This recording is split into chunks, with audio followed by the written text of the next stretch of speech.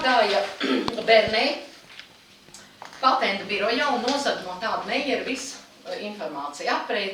Aprecēja sievu servieti fiziku, kura viņam ļoti daudz darbus strādāja, un beigās viņš dabūja Nobela prēmiju, ko viņš atdeva sievai ar bērniem, viņš izšķīrās, un pats kā pēc savas tautas manierēm aprecēja savu māsīcu ar bērniem, bet to Nobela prēmiju viņš atdeva sievai, jo patiesībā, lai nebūtu skandāli, lai viņa nerunātu lieku, un viņš rāda mēli, ļoti interesanti.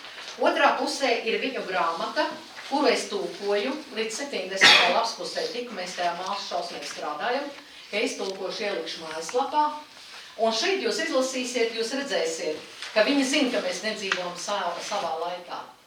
Viņi to zina. Un viņi gatavojas, ko viņi darīs, ja mēs uzzināsim to, ka mēs nedzīvojam savā laikā. Bet pašās beigās ir ļoti labs teikums pavisam par citu lietu. Но что вообще имеется в виду под историей? История – это длящийся суд nад языческими bogami. Un tajā grāmatā viņi saka tā, Elohim sarīkoja plūdus tikai tāpēc, lai iznīcinātu tautas un to dievus. Lūk, jāiznīcina tautas un to dievus. Un Dostojevskis vēlnos saka, ja kāds grib iznīcināt jūsu dievu, tad viņš grib iznīcināt arī jūsu tautu. Un Brastīņš savukārt, nestrīdēsimies šeit par dieviem, saka Brastīņš. Dievs nekad citāds nav bijis, kā tikai viens. Bet katra tauta pie Dieva iet pa savu ceļu.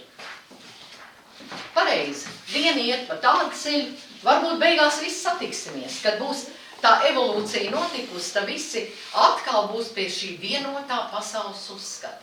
Bet es jums tūlīt par to pastāstīšu. Es centīšos ātri. Es saprotu, ka es ļoti daudz laika jums aizņemu. Cik nu ir?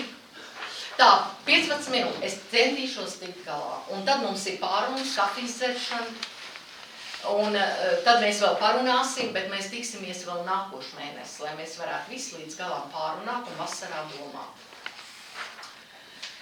Jā, šita zēns, kas rāda mēli, jā, tas, kas rāda mēli, ko jūs redzat. Viņam galvenais teikums, I každое система имеет свое собственное время. Un te ir par sistēmām un par laiku. Un tas ir pats galvenais teikums, ko viņš ir pateicis. To mums jāiecert sev degunām. Tagad skatāmies, un te tā sistēma ir. Jums vienmēr saka 6, 6, 6, kas tas ir, tas sātāns skaitlis, lineārais laiks. Ir sākums un gals. Pasauli tik tālu viņi apvērš pasauli un tik tālu viņi eksploatē, izvaro, ka pasauli un cilvēks mirst. Tagad man Krievu ziņās es klausos, utis palaiduši uz Krieviju. Tīfu viņas izplatīs šodien. Viss austrumu gals tur gar Ķīnu, viss no Baltkrievijas puses, viss salas, viņi taču palaidīs tīfu virsū tam Krievijai, jo viņi netiek viņi galā ar to balto rasi. Šeit tas ir ļoti svarīgs. Jūs mājās to izskatīsiet. Bet pats galvenais, ko es ar šo gribu pateikt, kur tad es dabūju zināt, ka 9 ir patiesība un meli ir 6? Es biju uz tādu ebreju folklorista Luku Krievu drāmā. Es esmu tāda, kā lai saka, ļoti zinātkāra. Un es iefiltrējos un noskatījos viņu Lugu Dibuks. Dibuks ir veļu pasaules būtne.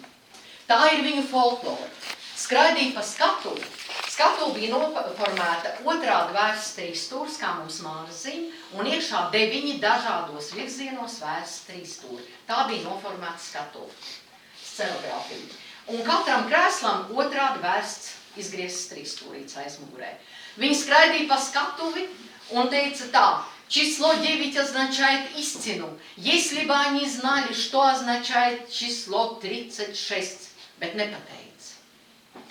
Ja číslo 9 ir izcina, tad 6, protams, ir apvērsta patiesība. Un to pierādīja arī Muldāšaus grāmatā Dievu pilsētas meklējumi. Tātad man tika uzdots atrisināt, kas tad ir 36. Es aizgāju uz Reņu kapiem. Ejot ārā no kapiem, rakstīts gars laiku lokos redzējis jaunu gaismu. Par ko tad viņš domāja? Lūk par šo saules kalendāru. Un tie ir 4 devītnieki. Ja? 9, 9, 9, 9 ir 36. 6 plus 9 6 plus 3 ir 9. Lūk, gars laiku lokos redzēs jaunu gaismu. Tāpēc lasiet tagad šo manu stāstu. Un te ir ļoti labas lietas iekšā. Te nekas sarežģīts nav. Un te ir Ernsts Muldāšovs. Paskatieties, cik interesanti. Dieva pilsētas meklējumos tajā grāmatā. Viņš par to skaitli 9. Briesmīgs skaitlis. Tas skaitlis ir pasaules gals. Un beigās viņš pats atzīst, ka tas ir viņa pasaules gals. Es pati neesmu sastapusies ar šo tekstu, bet es internetā izlasīju komentāru, kur viens rakstīja pa Laikmanu, pa kabalistu, ka viņš esot teicis tā: mēs zinām, ka mūsu laiks ir beidzies, bet mēs aizejot tā aizcirtīsim durvis, ka jūs visi to sadzirdēsiet. Lūk, tagad notiek tieši šī durvju aizciršana. Un, ja mēs to sapratam, tad esat mierīgi ļaudis, kas saprot. Jo Dievs šeit iejaucās cilvēku likteņos, un šī pasaule nav lemta bojājai. Viņi vienkārši pāries. Šobrīd Dievs sašķiro pelavus no graudiem. Viņš ir sējis graudus Latvijā. Nē, bet viens ir budists, viens ir krišnaīts, viens ir baptists, viens... Kur tad ir latvietis? Dievs skatās uz iesēto lauku un izdīguši tikai nedaudz.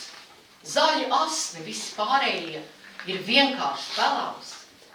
Tad lūk, lai jūs līdzcilvēki nebūtu pelavs, tad noliecieties un paskaidrojiet viņiem. Jo es vairāk nepulcinu ap sevīm cilvēkus. Šoreiz es paziņoju to kaut kā ekspromptē Merkūrā un man bija jāpiepilda. Bet ja mums patiks šīs sarunas, mēs tiksimies arī pēc mēneša parunāsim. Bet ir jābūt nevis vienam lāčplēsim, bet daudziem lāčplēšiem un vaindotām. Jo šis laiks mums ir tā samals miltos. Viens saka, es nemaz dzirdēt negribu, man vajag izdzīvot, Irēni, ko tu tur man stāsti? Un šitā Beitners saka, tā saprost vispār ir marginālā. Bet es taču to nenoliedzu, jo redziet, es esmu izkāpus no šīs matricas 6. Un ar vienu kājiņu jau iekāpus matricā 9. Bet tikai ar vienu kājiņu. Tagad es jums pastāstīšu ārkārtīgi svarīgas lietas. Šeit jūs izlasīsiet gan to, ka NASA ir atklājis, ka Saulē elpo 9 dienu intervālu. Šeit jūs izlasīsiet arī to, ka Muldāševs saka ļoti svarīgi teikumu, pēc to grāmatu ir vērts pacelāt. 9 tipa cilvēks acīm redzot tomēr saprot, ka viņi ir radījis Dievs, nevis Lucifers. Un šitie teksti, ko es jums ieliku, atradīsiet paši grāmatās. Izcilājiet to grāmatu. Es uzskatu, ka Muldāševs ir augsta ranga arī masons, bet kā es pasaku, man te pulcējās nāk ezotēriķi. Es klausos viņus, es uzzinu brīnišķīgas lietas. Es lasu Muldāševu, patiesībā kā pelnrušķīt no pelniem lasīja graudus ārā, un tad tikai viņi tika uz lielo balvu, tā es arī nodarbojos. Es lasu tos graudus no pelnām. Šeit jūs atradīsiet, es jums speciāli ieliku. Tā ir brīnišķīga grāmata, es uzlasīju, kas tā pa grāmatu, kur viņš vispār apraksta ļoti labas lietas, bet te viņš raksta, ka sievieti jāved sakarā sauli, ka mums tagad saka, ka mums tas bioritms mūsējais saskana mēnesi. Jā, mēnesim ir liela ietekme uz ūdeni, uz okeāniem, atplūdi, pieplūdi, bet sieviete ir radītāja. Sieviete laiž pasaulē bērnu, sieviete ir gaisma, viņa ar laimi jāved sakarā ar sauli. Un tas zinātnieks to tai tabulā parāda. Mums arī tautdziesmas par to runā. Tālāk paniesim pie paša galvenā. Redziet, ko es pavisam īsi, kad sāka nākt pāri robežām tie melnie tarakāni, tad es sapratu to, ka mūs patreiz aizsargā tas, ka mums ir zemi pabalsti un slikts klimats priekš viņiem. Un mēs pagaidām esam pasargāti, bet man vēl ir viena lieta, ko es jums gribu teikt. Man pagalmā ir Priežu aplis Jūrmalā, tā ir svētvieta, un man apnāca akmens. Tur ir trejas ziedu vijas viju apkārt savu tēvu zemi, lai nenāca sveša salna šai zemē ziedu traukt. Tas viss ir uz akmeņa. Uz akmeņa ir Latvijas konfigurācija, jūras līcis. Uz Latvijas ir mūžīgā uguns. Tur ir līkloču māras līnija un dieva zelta krusts. Tas vispār ir brīnums, bet tas ir atsevišķs stāsts. Tātad, ko saka šī zīme? Trejas ziedu vijas vija. Mums garīgi jāizstāv savu zemi. Mēs garīgi varam aizstāvot savu zemi, neielaist viņus iekšā tumsas spēkus šeit. Tie, kam ir sirpis, un tiem, kam ir mēnesis karogā, tie nevar dzīvot pēc saules ritma. Un šī lapa, tad, kad es meklēju atbalstu, es no rīta izkāpu no gultas, un man bija viss pēkšņi skaidrs. Es ārkārtīgi uztraucos par tiem tarakāniem, un es skatījos filmas, man te Skangala jau sasūtīja, kā viņi Vācijā uzvedās, kā viņi Itālijā, kas notiek Grieķijā. Un es domāju, mēs esam tik trausli šobrīd, pati tauta, mēs vēl neesam sakārtojušies. Mums vispār neļauj laiks sakārtoties. Mums nomauts nauks patiesībā, mums samuļāja. Bet tas, kas ir, mums no šī brīža ir jāsāk. Mums nevajag teikt, mēs tagad sāksim no citas vietas būvēt to savu Latvijas valsti. Nē, būvēsim no šodienas, bet atcerēsimies, kad materiālā nav tik garīgā puse, nav mazsvarīgāk par materiālu. Lūk, tad, kad mēs to sapratīsim, tad mēs arī būvēsim savu zemi. Un tad mums arī Dievs saglabās kā tautu.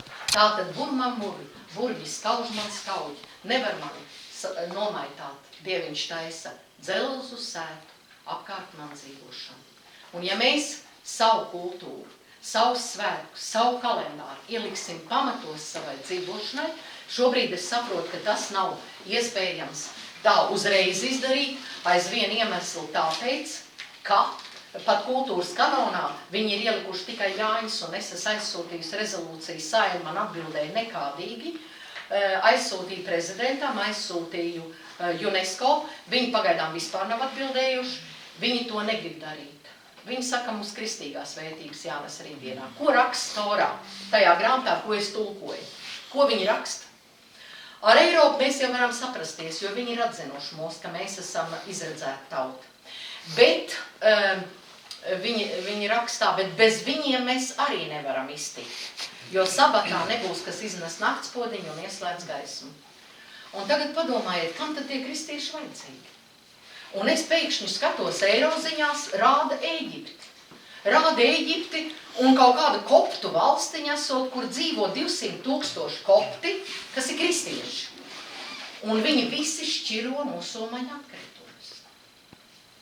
Varat iedomāties, kādu lomu ir paredzēta kristiešiem.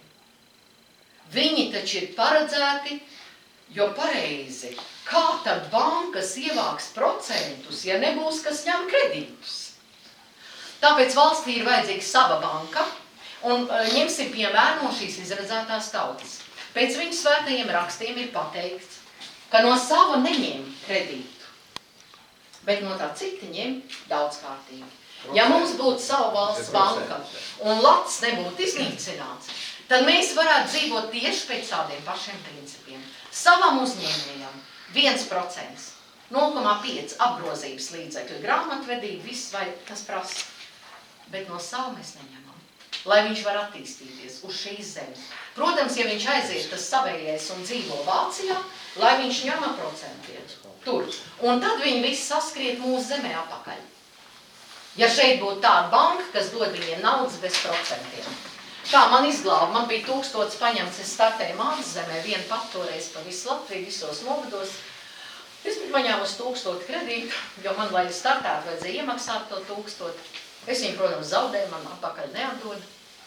Un es visu laiku tikai krāmējos ar to, ka es tos procentus nomaksāju. Un pēkšņi man ir tā, ka es jūtu, es aizgāju pensiju, man naudas vairs nav, ko tur maksāt. Es skrienu un satieku Lauriņu, viņa sēž tur. Un Laura saka, es tevi izlīdzēšu. Un es aiznesu viņiem uzreiz nomaksāju to visu, kas man tur bija. Taču sacēlās vētra.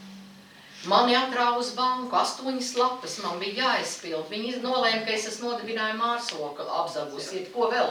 Viņi nevarēja pārdzīvot to, ka es esmu pēkšņi dzērs uz kredītu, ka es viņiem neesmu parādā.